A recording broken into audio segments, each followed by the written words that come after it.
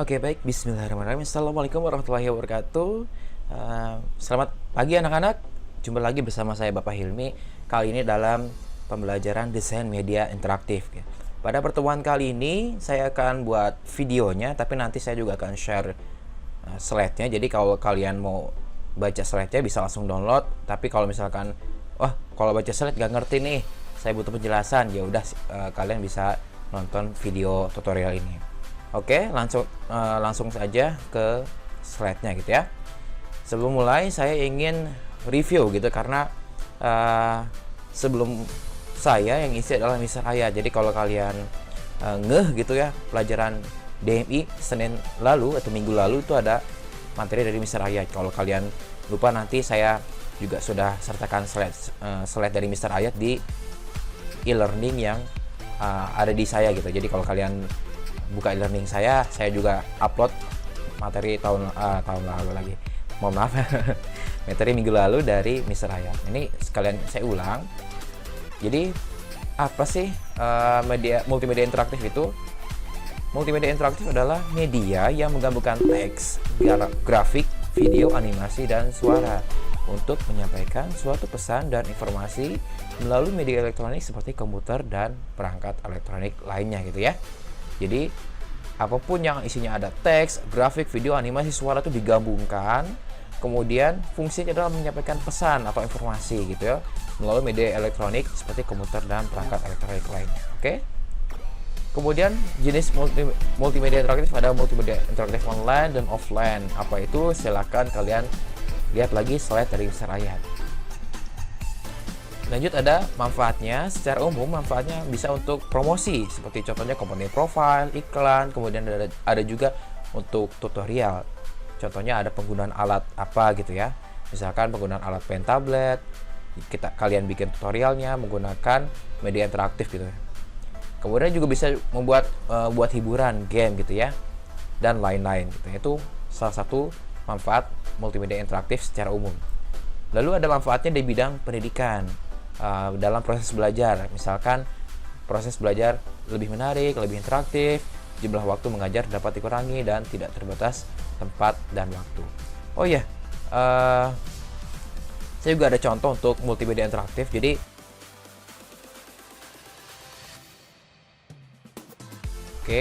saya ada contoh untuk multimedia interaktif. Jadi yang tadi yang bidang pembelajaran gitu, bidang pendidikan. Jadi bukan video tutorial, karena kalau video tutorial itu hanya satu arah gitu. Jadi saya menjelaskan, kemudian kalian mendengarkan atau mengikuti instruksinya. Jadi mungkin interaktif tapi tidak masih satu arah gitu ya. Untuk yang dua arah misalkan gini. Ini ada software untuk pembelajaran bahasa asing. Di sini saya buat, misalkan saya bikin baru. Namanya misalkan siapa nih, anak MM yang ini misalkan Bahi itu ternyata cewek, enggak deh, cowok. Kita save. Nah kemudian kita login menggunakan akun Bahi.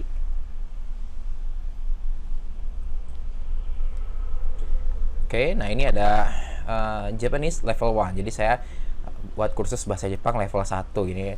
Select your course, ada record, ada apa nih, yang extended aja lah sekalian. Next. Welcome to the Rosetta Stone community of learners. Langsung aja continue ya. Klik anywhere to continue. Oke, saya klik di mana aja.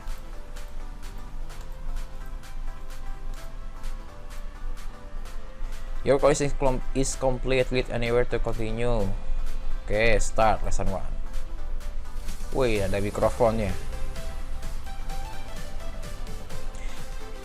Oke, kita suruh ngomong 1, 2, 3, 4, 5 pakai bahasa Inggris. 1, 2, 3, 4, 5. Oke, sudah di setup. Konnichiwa. Konnichiwa. Saya harus ngomong nih. Ngomongnya bebas nggak? Oh, konnichiwa. Oh, luar biasa. Konnichiwa. Luar biasa. Bisa pakai mikrofon ya. 女の子、男の子、男の子。 Nah, yang ini kayaknya. 女の子。 Oke, kita lanjut aja ke slide kita nanti terlalu lama gitu ya. Oke, tadi salah satu media interaktif di bidang pendidikan, jadi pembelajaran bahasa Jepang. Oke, kita lanjut lagi. Nah, sekarang baru masuk ke materi saya. Di materi kali ini, saya akan menjelaskan alur perancangan multimedia interaktif. Jadi yang harus kamu kuasai adalah, pertama, kamu bisa paham desain atau perancangan alur untuk multimedia interaktif berbasis halaman web dan media interaktif. Kemudian kamu harus bisa juga membuat multimedia interaktif berbasis halaman web dan media interaktif. Jadi setelah kamu harus paham, habis itu setelah paham, kamu juga harus bisa buat perancangannya gitu. Jadi bagaimana perancang multimedia interaktif gitu ya. Kita lanjut ke slide selanjutnya.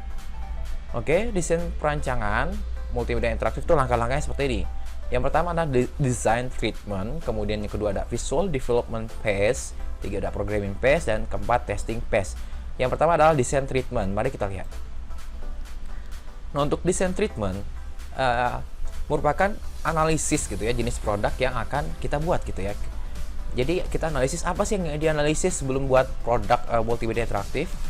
Jadi yang pertama, kita harus tahu materi apa yang akan disampaikan gitu ya. Jadi kita mau buat aplikasi apa nih, terus materinya isinya apa sih gitu ya. Kemudian target audiensnya apa gitu, bukan apa, siapa gitu ya. Kemudian fitur yang akan ditampilkan apa aja gitu ya. Media sejenis sudah ada apa belum gitu. Jadi setelah 3 ini kemudian kita searching, kita mau buat apa tadi. Misalkan tadi pembelajaran bahasa Jepang, media orang lain itu udah buat belum sih aplikasi pembelajaran bahasa Jepang? Kalau udah buat seperti apa sih gitu. Jangan sampai kita niru project mereka gitu ya, karena nanti kalau tiru nanti kita bisa dituntut gitu karena plagiat. Kemudian kita juga harus analisa waktu yang dibutuhkan untuk membuat project, apakah butuh waktu yang lama atau sebentar gitu ya. Misalkan nanti kan hasil akhir dari pelajaran ini kalian adalah membuat produk aplikasi Android gitu ya. Jadi harus tahu tuh dalam jangka waktu sekian bulan kalian bisa buat aplikasi apa. Jangan terlalu perfect, aplikasi harus begini, jadi akhirnya tidak selesai projectnya. Buat yang simple aja, yang sederhana, sehingga dalam waktu singkat sekian bulan ini 6 bulan ya, berarti 1 semester, 6 bulan atau 3 bulan kalian sudah selesai gitu ya. Jadi jangan terlalu perfect lah, jangan terlalu kompleks itu aplikasinya. Nah, ini contoh desain treatment. Contohnya adalah media simulasi belajar menyetir minibus bagi anak SMK. Nah, target audiens itu siswa SMK. Siswa SMK itu apa sih? Siswa SMK itu biasanya punya rasa ingin tahu yang besar. Kemudian dia punya keinginan mandiri gitu, dia mau belajar sendiri gitu, yang besar gitu. Kemudian menyukai benda-benda bergerak dan pengoperasiannya mudah. Jadi bagaimana membuat pengoperasiannya mudah? Oh, siswa SMK itu sukanya anak-anak SMK itu suka mainan yang touchscreen gitu. Jadi dibuat aplikasi seperti ini gitu. Jadi banyak tombol-tombol yang bisa disentuh gitu ya. Contohnya seperti itu gitu ya. Kita kembali lagi. Jadi di perancangannya setelah design treatment, kemudian langkah selanjutnya adalah visual development phase. Itu fase untuk mengembangkan visual gitu ya. Kita klik.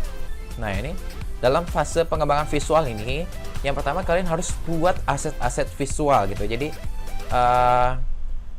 kalian buat aset-aset visual itu bisa menggunakan Flash atau Animate, bisa juga buat CorelDRAW, Illustrator, Photoshop, atau kalian cari bahannya di internet. Tapi hati-hati sekali lagi dengan lisensi. Kemudian perhatikan juga ukuran gambar jika kalian mau memasukkan sebuah gambar atau beberapa gambar dalam aplikasi yang kalian buat. Jadi kalau misalkan gambarnya terlalu besar, sekian MB, puluhan MB bahkan, kemudian kalian masukkan ke aplikasi, nanti aplikasinya jadi berat gitu. Jadi kalau aplikasi terlalu berat, dibukanya berat, nanti bisa mengurangi nilai dari produk aplikasi yang kalian buat. Kemudian kalian juga buat efek visual, nanti seperti apa kalian bisa buat atau kalian bisa cari. Kemudian penggunaan huruf atau tipografinya mau seperti apa gitu ya. Hati-hati juga dengan lisensinya. Kemudian interface. Jadi aset-aset ini harus harus kalian buat atau cari gitu ya. Tapi perhatikan dengan lisensinya. Contohnya seperti ini. Nah, ini kita buka situs Freepik aja, freepik.com. Kalian pasti tahu ya, ini situs resource atau sumber terbesar untuk para desainer gitu ya. Misalkan ini saya cari button itu artinya tombol gitu ya. Kalau kalian kurang jelas. Nah, saya cari button di situs FreePic, maka akan keluar ini. Kemudian saya klik filter, saya filterin premium, jadi lisensinya premium alias berbayar, maka dia akan muncul logo-logo yang bertanda gini gitu ya. Jadi ini contoh kalau di FreePic dengan tanda ini itu adalah premium. Jadi kalau kita klik dan kita mau download, kita harus bayar ke yang uploadnya gitu ya. Si penguploadnya siapa, bayar gitu ya. Nah ini untuk button aja gitu ya, untuk tombol aja kita bisa bayar gitu ya. Jadi kalau kita malas bikin sendiri, mau cari yang bagus bikinan orang gitu ya, terus kita punya duit banyak berlebih, ya udah bayar aja gitu ya.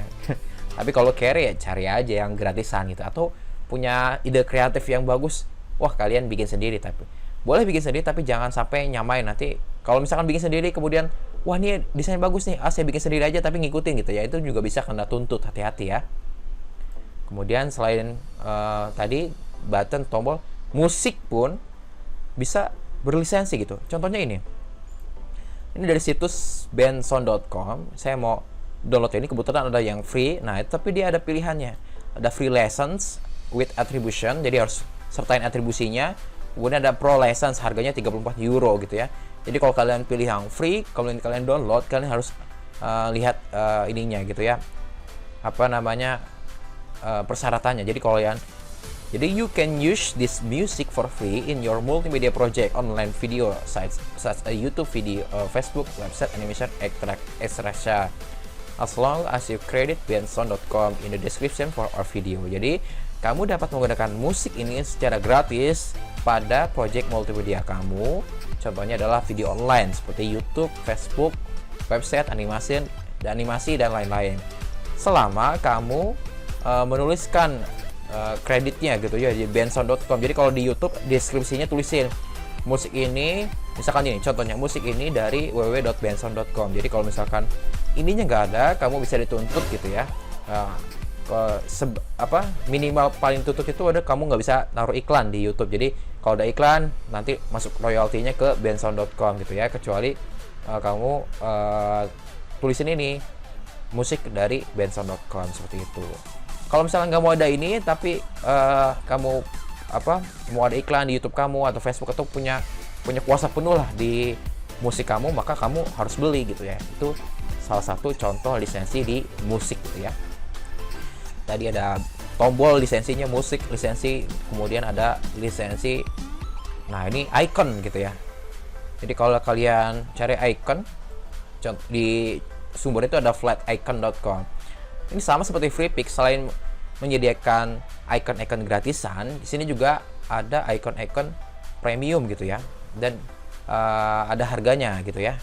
Jadi setelah kalian subscribe, ibaratnya berapa dolar gitu ya, pilih paketan berlangganan lah ibaratnya, udah seperti ini ya, seperti paketan data gitu, ada paketan berlangganan. Nah ini dalam sebulan kalian bisa langganan, kemudian baru bisa download icon-icon yang premiumnya gitu ya. Memang yang premium itu sengaja dibikin lebih keren dibandingkan yang versi gratis ya, supaya tujuannya adalah supaya kalian bayar gitu ya tentunya.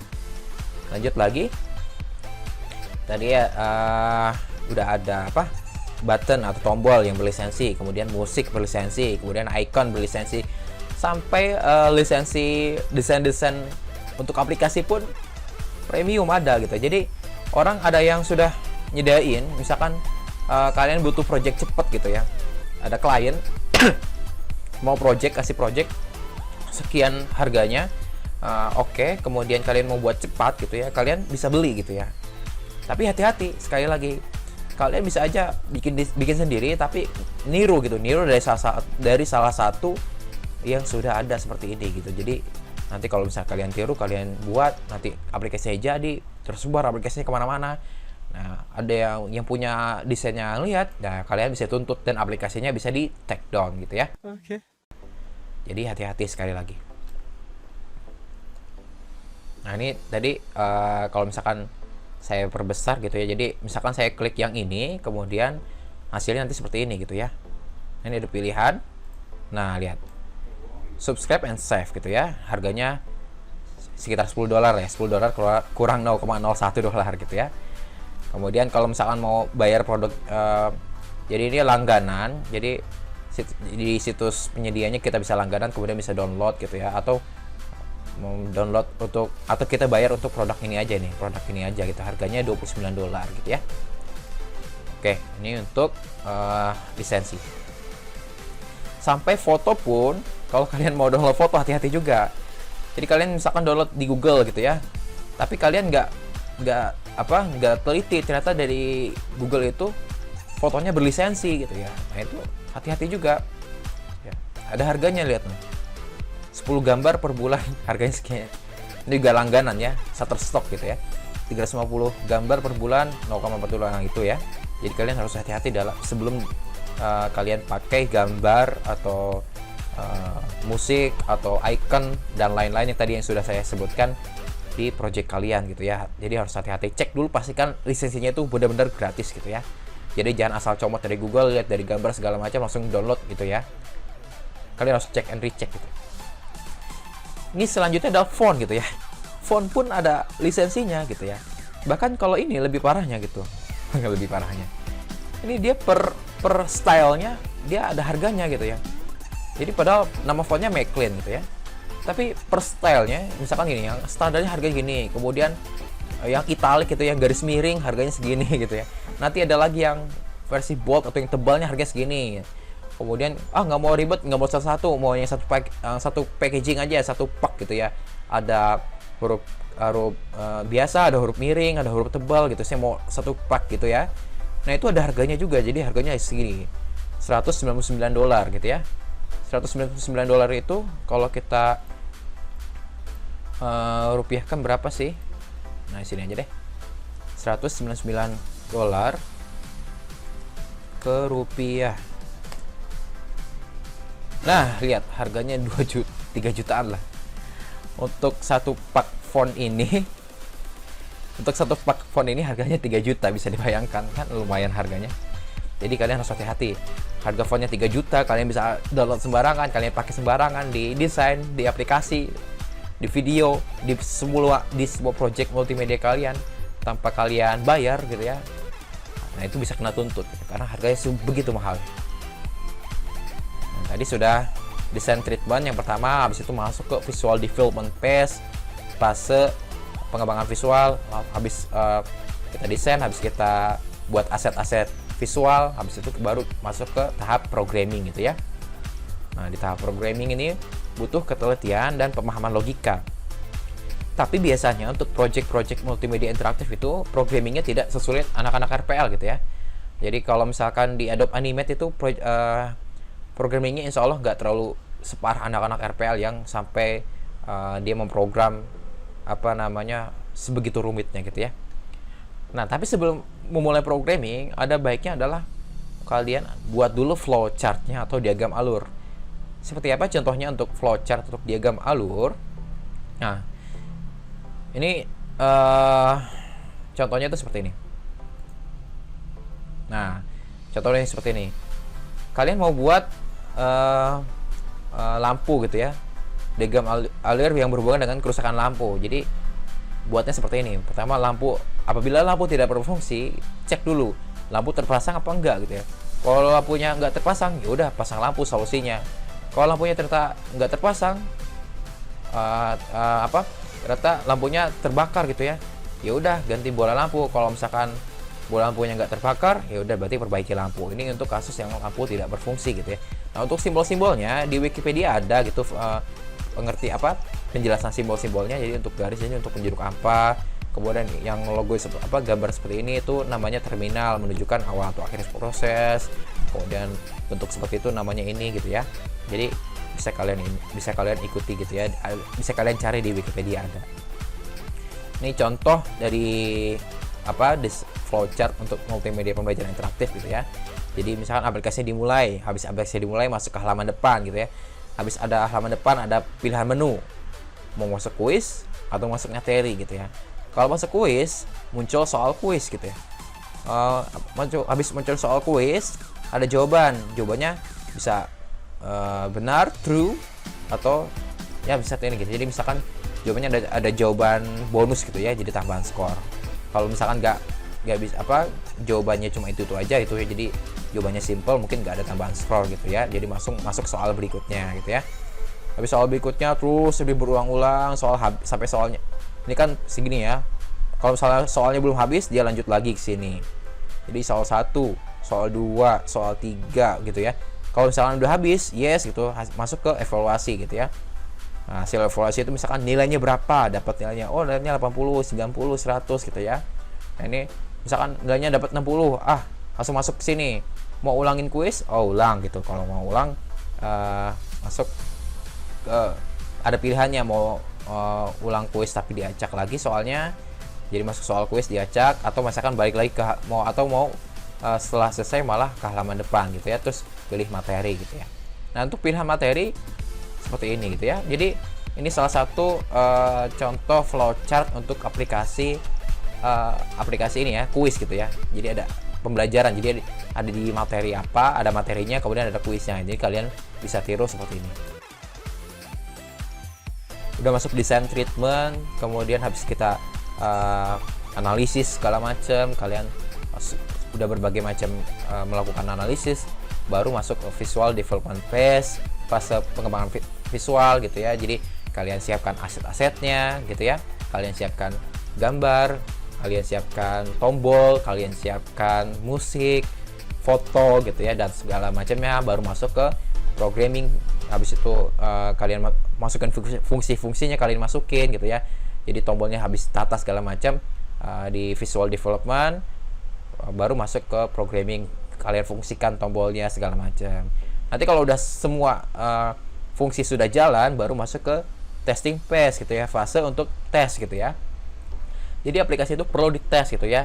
Makanya kalau tahapan itu biasanya ada tahapan aplikasi itu biasanya ada versi alpha, itu adalah versi yang aplikasi versi yang paling pertama kali dibuat. Jadi masih banyak ibaratnya bug gitu ya. Bug itu kerusakan atau masalah gitu ya. Habis versi alpha baru pertama kali rilis, kemudian dites, itu namanya versi beta. Nanti di tesnya itu biasanya tidak hanya oleh pembuat produknya. Jadi kalau misalkan kita buat produk, kita buat aplikasi, kemudian kita yang sendiri yang tes, nanti nggak ketemu tuh masalahnya apa gitu ya. Bisa diambil contohnya tuh, mohon maaf, aplikasi CBT gitu ya. Misalkan kalau kalian tahu CBT itu di pas BK 12 gitu ya, .smk bla bla bla bla SMK mana gitu ya. Nah itu ketika kalian ikut soalnya gitu ya, ternyata begitu kalian ikut tesnya ternyata banyak masalah gitu ya, karena yang ngetesnya cuma satu orang gitu yang buat aplikasi itu gitu ya. Jadi ketika dieksekusi, kalian konsumennya, kalian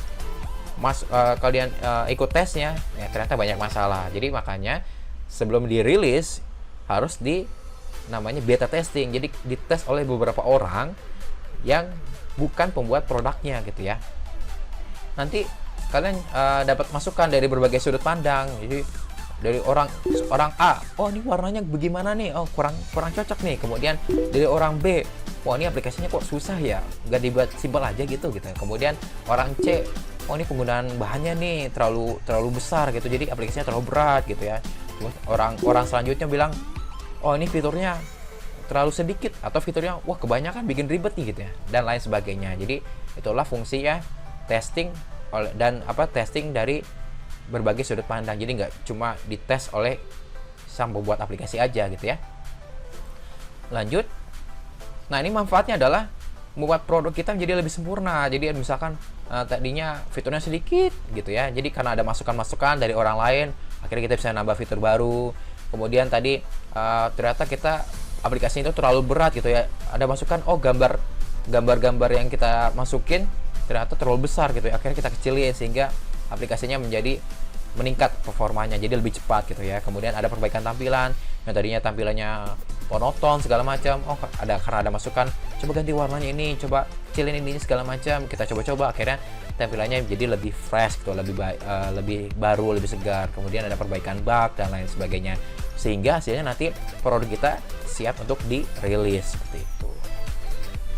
Oke, mungkin itu aja untuk penjelasan alur perancangan pada multimedia interaktif. Jadi yang pertama ada design treatment, kalian analisis dulu, segala macam kebutuhan kalian, materinya apa, kemudian dan lain sebagainya. Baru masuk visual development gitu ya, kalian siapkan aset-asetnya, mau itu aset gambar, aset suara, musik, aset animasi, efek dan lain sebagainya. Kalian siapkan di sini. Tapi hati-hati sekali lagi dengan lisensi gitu ya. Habis siapkan aset, baru masuk ke tahap pemrograman. Jadi kalian fungsikan tombol-tombol yang sudah kalian siapkan. Jadi setelah ditata gitu tampilannya, kemudian kalian fungsikan tombolnya supaya berfungsi. Setelah aplikasinya jadi, fungsi semua tombolnya selesai gitu ya, baru masuk ke tahap pengetesan gitu ya. Dan pastikan pengetesannya itu tidak dilakukan oleh kalian sendiri, tapi dilakukan oleh beberapa orang gitu ya. Lanjut ke absen. Nah, untuk absen kali ini berupa tugas gitu ya. Jadi tuliskan di buku tulis desain media interaktif ya. Jadi kalian harus punya buku tulis masing-masing mapel ya. Nah, di mapel saya harus ada buku tulisan nih. Kemudian buat media interaktif beserta deskripsinya gitu ya. Ingat, hasil akhir berupa aplikasi Android. Jadi kalian buat media interaktif apa yang akan kalian buat gitu ya. Pilih dari jenis yang telah ditentukan oleh Mr. Ayat gitu ya. Ada media pembelajaran, company profile, ada manual guide, dan ada game gitu ya. Jadi pilih dari keempat ini aplikasi apa yang akan kalian buat. Di tulisan itu jangan lupa tuliskan nama dan kelas, habis itu difoto, lalu kirim ke PJ Mapel. Nanti PJ Mapel yang baru kirim ke email saya paling lambat pukul 3 sore gitu ya. Kalau misalkan ada perihal tertentu, misalkan ada dispen, kemudian misalkan mati listriknya segala macam, nah itu PJ-nya atau walasnya harus beri kabar ke saya gitu ya. Jadi kalau misalkan tidak ada kabar, saya anggap alfa seperti itu ya. Contohnya seperti apa nih? Contoh tugasnya seperti ini. Nah, misalkan ini di kertasnya. Namanya ada sini ditulisin Rozdan Hilmi Abdul Hanif, kelasnya kelas 12 media 4, jenis aplikasinya media pembelajaran gitu ya. Nama aplikasinya belajar bahasa Jepang, deskripsinya aplikasi untuk belajar percakapan dasar bahasa Jepang. Nah, ini contoh untuk tugas atau absen pada hari ini ya. Mudah kan? Iya, mudah lah, baru pertama. Oke, mungkin cukup sekian penjelasan dari saya. Nanti selanjutnya akan saya bagikan dalam bentuk PDF. Semoga berhasil dan jangan lupa untuk dikerjakan ya tugasnya. Assalamualaikum warahmatullahi wabarakatuh.